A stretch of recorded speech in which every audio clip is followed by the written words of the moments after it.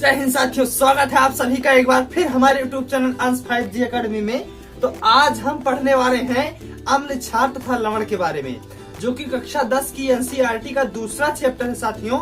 यह अध्याय 2 है, यानी कि लेसन 2 है। यह NCERT का दूसरा चैप्टर है। आज इस चैप्टर के बारे में हम गहन अध्ययन करने वाले हैं। आज की यह वीडियो जो है हमारी बहुत मजेदार और इंटरेस्टिंग होने वाली है, तो बने रहिए, इस वीडियो को अंत तक देखते रहिए। और अगर आपने अभी तक हमारे चैनल को सब्सक्राइब नहीं किया है तो सब्सक्राइब कर नोटिफिकेशन का बेल आइकन भी दबा लीजिए, ताकि मेरी वीडियो की लेटेस्ट नोटिफिकेशन जो है वो आप तक पहुंचती रहे। तो चलिए शुरू करते हैं।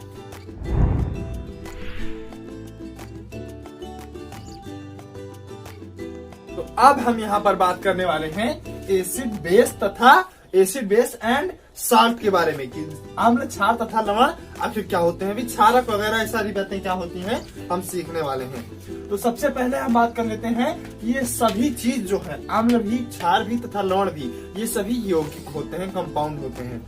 हमने अपने इसी चैनल पर एक प्लेलिस्ट अपलोड कर रखी है जिसका नाम है बेसिक ऑफ केमिस्ट्री। अगर आप लोग अभी तक हमारी वो प्लेलिस्ट नहीं देखे हैं तो उसको जाकर देख लीजिए, ताकि यह वीडियो तभी आपको अच्छे तरीके से समझ में आने वाली है। तो प्लेलिस्ट में जितने भी वीडियो है, मैंने बेसिक ऑफ केमिस्ट्री के जितने भी टॉपिक्स थे, जितने भी महत्वपूर्ण चीजें थी, मतलब जिनसे केमिस्ट्री समझ में आने वाली ना हो, ऐसे महत्वपूर्ण बिंदु मैंने उनमें समझा रखे हैं।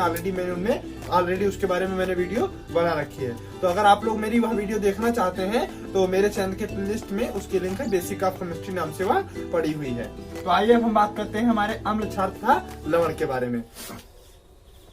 अम्ल क्षार तथा लवण में सबसे पहले हम बात करते हैं एसिड हमारा क्या होता है, यानी कि अम्ल हमारा क्या होता है।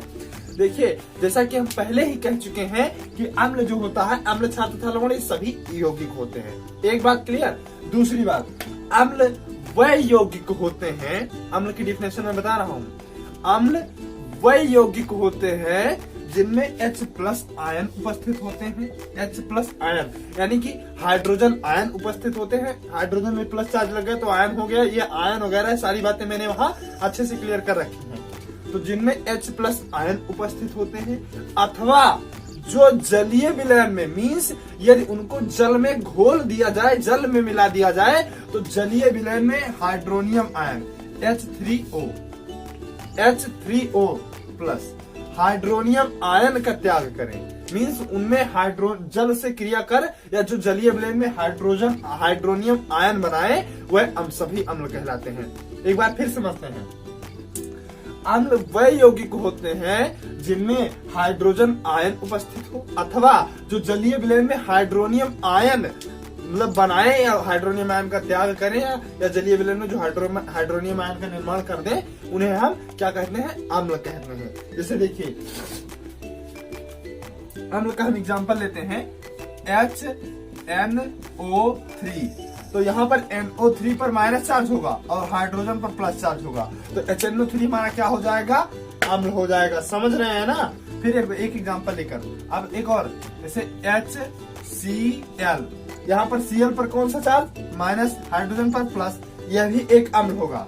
H2SO4, SO4 पर कितना चार्ज, -2 चार्ज, हाइड्रोजन पर कितना चार्ज, 2 हाइड्रोजन है तो +1 चार्ज हो जाएगा। तो देखिए, ये सारे हमारे जो है अम्ल हैं। तो ये वाला तो हमारी कंडीशन फॉलो कर रही है, ये वाली कंडीशन हम फॉलो करवाकर इसी सब पर देख लेते हैं, यहीं पर सब जगह देख लेते हैं। तो देखिए, हम जैसे HNO3 प्लस H2O, यही तो हमारी कंडीशन है कि जो जलीय विलयन में हाइड्रोनियम आयन का निर्माण कर दें, वही तो हमारा अम्ल होता है। तो देखिए, ये हमारा बना देगा H3O+ NO3-, इस प्रकार से कहीं जाकर बन जाएगा। अगला देखिए, हम HCl देखते हैं। इस प्रकार से ये आयनिक बॉन्ड में टूट जाएंगे, आयनिक बॉन्ड क्या होते हैं, मैंने बंद एक स्पेशल वीडियो बना रखा है, वहीं पर मैंने इसको समझाया। देखिए, हाइड्रोनियम आयन बना रहे हैं ना जलीय विलयन में। अगला देखते हैं, HCl+ H2O गिव्स आउट, हमारा क्या निकल कर आएगा, ये हमारा निकल कर आएगा H3O+ Cl-। तो ऐसे ही ये सारे जो है ये एक कहीं ना कहीं H3O+ का निर्माण करते रहेंगे, H3O मतलब हाइड्रोनियम आयन बनाते रहेंगे। तो एक बार फिर हम समझते हैं अम्ल के बारे में। अम्ल वह यौगिक होते हैं, अम्ल वह यौगिक होते हैं जिनमें या तो हाइड्रोजन आयन उपस्थित हो या वह जलीय विलयन में हाइड्रोनियम आयन का त्याग करें। लुईस अम्ल, लुईस क्षार की बात हम यहाँ नहीं कर रहे हैं। जब हम लुईस अम्ल और लुईस क्षार की बात करेंगे तो वह जो है दूसरी बात वहां पर हो जानी है। तो इस प्रकार से जो जिनमें हाइड्रोजन आयन हो या जो हाइड्रोनियम आयन का त्याग करें जलीय विलयन में, वह सभी अम्ल होते हैं। कैसे, मैंने समझा दिया। अब हम बात कर लेते हैं क्षार के बारे में कि क्षार क्या होते हैं। देखिए, क्षार के बारे में बात करने से पहले हम बात कर लेते हैं, एक होता है हाइड्रॉक्सिल आयन जिसको कहते हैं OH माइनस। OH माइनस इसको हाइड्रॉक्सिल आयन कहते हैं। तो देखिए, क्षार जो क्या होते हैं, क्षार भी यौगिक होते हैं। जैसे कि इसमें हाइड्रोनियम आयन उपस्थित था तो उसमें जो होगा हाइड्रॉक्सिल आयन उपस्थित होगा। क्षार वह यौगिक होते हैं जिनमें हाइड्रॉक्सिल आयन उपस्थित हो, यानी कि OH माइनस आयन उपस्थित हो, या जो जलीय विलयन में लवण तथा जल का निर्माण कर दें, पुनः जल तथा लवण का निर्माण कर दें, उन्हें हम क्या कहते हैं, क्षार कहते हैं। जैसे मैं एग्जांपल लेकर जिसका चलते हैं, जैसे NaOH, तो यहाँ पर Na प्लस हो जाएगा, OH क्या हो जाएगा, माइनस। भाई यहाँ पर तो ये क्षार हो जाएगा, यहाँ पर OH माइनस उपस्थित है ना। ऐसे ही बहुत से इसमें हो जाने हैं, जैसे AgOH प्लस माइनस, इसी प्रकार से मतलब बहुत से हो जाते हैं इसे। तो मतलब ये OH माइनस जिसमें जहां जहां भी होगा उसे हम क्या कहेंगे, वह एक प्रकार का क्या होगा, क्षार होगा। तो OH माइनस उपस्थित होगा उसे भी क्षार कहते हैं, और जो जलीय विलयन में लवण तथा जल का निर्माण करते हैं उसे भी क्षार कहते हैं। तो आइए हम देख लेते हैं। जैसे हम क्या करते हैं कि NaOH को H2O यानी कि जल से क्रिया करा देते हैं। भाई जलीय विलयन में लवण तथा क्या क्या बनना चाहिए, लवण तथा जल बनना है हमारा। तो देखिए यहाँ पर गिब्स आउट हमारा क्या बन जाएगा, पहले हम जल बनाए ना, H2O, यहाँ पर बन जाएगा 2H2O। अब 2H2O इसको बैलेंस करना है तो यहाँ पर 2 लग जाएगा।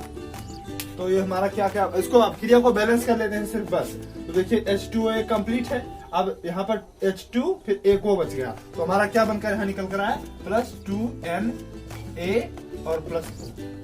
देखिए हमारी यह क्रिया जो है बैलेंस, पूर्ण रूप से बैलेंस हो चुकी है, कंप्लीटली यह बैलेंस है हमारी यह क्रिया। तो इस प्रकार से देखिए एक लवण का निर्माण कर दिया और इसमें जल का निर्माण कर दिया।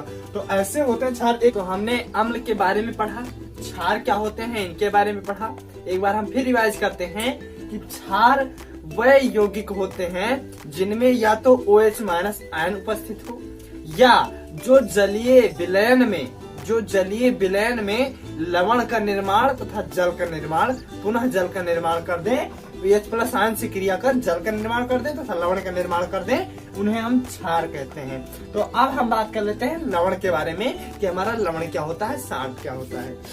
देखिए लवण भी एक ऐसा यौगिक होता है जो किसी अम्ल और किसी क्षार के परस्पर संयोग से बनता है। कि मतलब जब कोई एक अम्ल और एक क्षार आपस में अभिक्रिया करेगा तो उसमें लवण का निर्माण होगा तथा जल का निर्माण होना अनिवार्य है। आइए देखते हैं हम इसको। देखिए जैसे कि मान लेते हैं NaOH हमारा एक क्षार है प्लस HCl हमारा एक अम्ल है, तो यह क्या बनाएगा हमारा, देखिए ये हमारा बनाएगा NaCl प्लस H2O, जल का भी निर्माण हुआ और जो बना वो हमारा लवण है। अभिक्रिया भी हमारी बैलेंस है। एक दो और हम देख लेते हैं। देखिए NH4OH प्लस HNO3। देखिए इसको किस प्रकार से, NH4NO3 प्लस H2O, इस प्रकार से हमारा बन जाएगा। मतलब ये हमारा एक लवण हो जाएगा, ये हमारा जल हो जाएगा।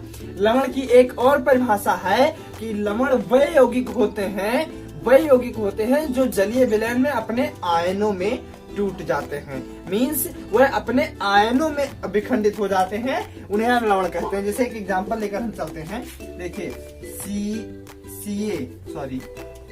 CaCl2 एक हो गया है लवण, दूसरा NaCl दूसरा हो गया, तीसरा NH4Cl। इस प्रकार से देखिए, अब इसको जब जलीय विलयन में क्या होगा, ये अपने आयनों में टूट जाएगा, Ca+2 प्लस Cl -1। इस प्रकार से NaCl में क्या होगा कि ये Na प्लस में और प्लस Cl माइनस में। NH4Cl में क्या होगा कि NH4 प्लस हो जाएगा और प्लस Cl माइनस हो जाएगा। तो इस प्रकार से लवण वे यौगिक होते हैं जो जलीय विलयन में अपने आयनों में विखंडित हो जाते हैं, अपने आयनों में टूट जाते हैं। उन्हें क्या कहते हैं, लवण कहते हैं, साल्ट कहते हैं। तो आई होप आप सभी एसिड, बेस एंड साल्ट समझ चुके होंगे कि अम्ल, क्षार तथा लवण क्या होते हैं। एक बार हम फिर रिवाइज करते हैं कि अम्ल, क्षार, लवण क्या होते हैं। अम्ल वे यौगिक होते हैं जो जलीय विलयन में जो जिनमें H+ आयन उपस्थित हो, या जो जलीय विलयन में हाइड्रोनियम आयन H3O आयन दे, वह अम्ल कहलाते हैं। क्षार क्या होते हैं, क्षार वे यौगिक होते हैं जो जलीय विलयन में जिनका जलीय विलयन H+ आयन से क्रिया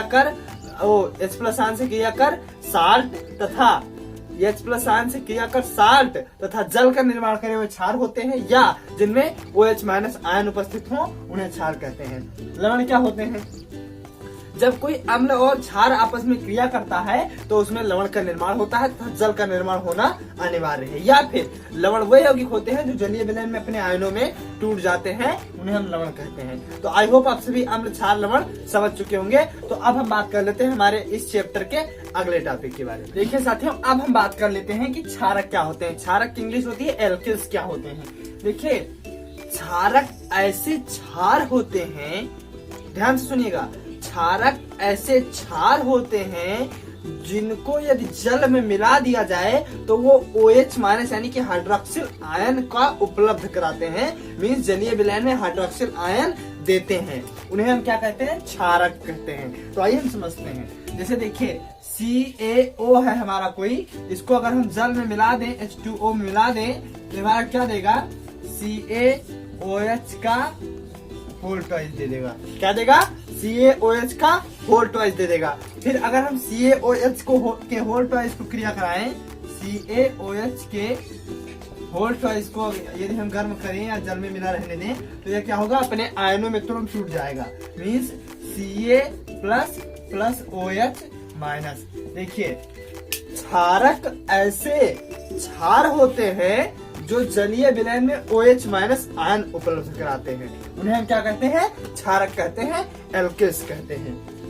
तो आई होप आप सभी क्षारक के बारे में समझ चुके होंगे कि क्षारक क्या होते हैं। तो अब हम सबसे पहले बात कर लेते हैं कि जब कोई अम्ल और क्षार परस्पर आपस में संयोग करता है और उसके संयोग कर लवण तथा जल बनाने की का जो प्रोसेस होता है, इसको हम उदासीनीकरण कहते हैं। क्या कहते हैं, इसको उदासीनीकरण कहते हैं। तो अब हम बात कर लेते हैं कि अम्ल, क्षार तथा लवण की सांद्रता के बारे में। तो साथियों, अब जो हमारा इस चैप्टर का अगला टॉपिक है वह है अम्लीय एवं क्षारीय विलयनों की सांद्रता।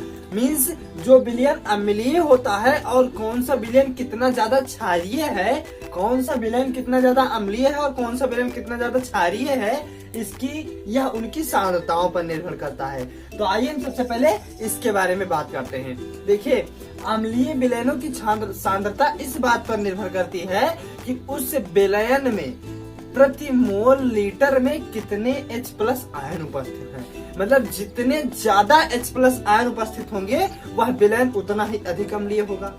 और क्षारीय विलयनों की सांद्रता इस बात पर निर्भर करती है कि किसी विलयन के 1 मोल प्रति लीटर में कितने OH- आयन उपस्थित होते हैं। OH- आयन जितने ज्यादा उपस्थित होंगे वह जो होगी उसकी सांद्रता भी उतनी अधिक होगी। तो इसको हम नापते किस प्रकार हैं, किस प्रकार हम इनकी सांद्रताओं को मापेंगे, इसके लिए एक अलग पैमाना होता है, एक अलग स्केल होता है। जैसे कि दूध को नापने के लिए लीटर और चीनी को नापने के लिए किलोग्राम। अब दूध को हम किलोग्राम में थोड़ी तोलेंगे, या केला को हम किलो में, केला को नापने के लिए दर्जन। ऐसे हर चीज को नापने के लिए जैसे अलग अलग पैमाना होता है, वैसे अम्लीय एवं क्षारीयता, अम्लीयता एवं क्षारीयता को नापने के लिए एक पैमाना होता है जिसका नाम होता है पीएच स्केल। क्या होता है, पीएच पैमाना। कौन सा पैमाना, पीएच पैमाना इसको कहते हैं। समझते हैं पीएच के बारे में कि पीएच क्या होता है। पीएच जो होता है, पीएच एक पैमाना होता है। ये किस प्रकार से होता है, देखिए इसको, ये स्केल हो जाएगा, यहाँ पर 1 2 3 4 5 6 7 8 9 10 11 12 13 एंड 14 इतने इसमें मापन, वो सॉरी ये होता है पीएच पैमाना, और ये होते हैं H प्लस आयन की घटती हुई संख्या, इधर OH माइनस आयन की बढ़ती हुई संख्या। 7 अगर किसी का पीएच मान 7 आ जाता है, किसी की पीएच वैल्यू 7 आ जाती है, तो वह क्या हो जाता है, विलयन उदासीन हो जाता है। देखिए यदि किसी विलयन का पीएच मान जो है 6 है तो वह विलयन अम्लीय होगा। यदि किसी विलयन का पीएच मान 7 से अधिक यानी 8 है तो वह विलयन क्षारीय होगा। यदि किसी विलयन का पीएच मान 7 है तो वह विलयन उदासीन होगा। यहाँ तक कि यदि किसी विलयन का पीएच मान 7.1 है तो वह विलयन भी क्षारीय होगा। 7.1 तो ज्यादा हो गया, यदि किसी विलयन का मान 7.001 है तो भी वह विलयन क्षारीय होगा। इधर की बात कर लेते हैं, यदि किसी विलयन का पीएच मान जो है 6.99 है तो भी वह विलयन अम्लीय होगा, तो वह विलयन अम्लीय होगा। मतलब इतनी कंडीशन केवल 7 पर जो है वह विलयन उदासीन होने वाला है। तो जो ही हम मतलब मान, जो ही पीएच मान इधर को घटता चला जाता है त्यों त्यों हमारे जो होते हैं अम्लीयता बढ़ती चली जाती। अगर पीएच मान हमारा बढ़ता चला जाता है तो उस विलयन की क्षारीयता जो है वह विलयन अधिक क्षारीय होता चला जाता है। तो अब हम बात कर लेते हैं कि किसी विलयन की अम्लीयता और क्षारीयता को हम निकालते कैसे हैं। देखिए हम सबसे पहले पीएच की बात करते हैं कि पीएच को हम कैसे निकालते हैं। तो पीएच निकालने का हमारा एक फार्मूला होता है minus log H plus minus log 10 base H plus इतना। और अगर हम POH की बात कर ले, मतलब क्षारीयता निकालने की बात कर लें POH की, तो ये हमारा इसका फार्मूला क्या हो जाएगा, minus log OH minus base 10।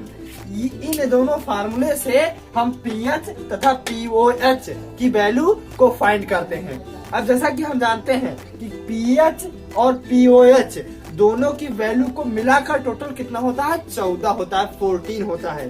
तो हमारा क्या निकल कर आया कि pH plus pOH is equal to 14। ये हमारा एक बात और निकल कर आई कि पीएच और पीओएच का योग जो होता है वो हमेशा 14 के बराबर होता है। तो इन दोनों फार्मूले से हम पीएच तथा पीओएच की वैल्यू को फाइंड करेंगे। तो हम एक एक एग्जांपल देख लेते हैं। तो सबसे पहले इसको इरेज करते हैं। तो हम इसको एक एक एग्जांपल से समझते हैं। देखिए जैसे मान लीजिए कि किसी विलयन की सांद्रता जो है 1 × 10⁻⁴ मोल प्रति लीटर है।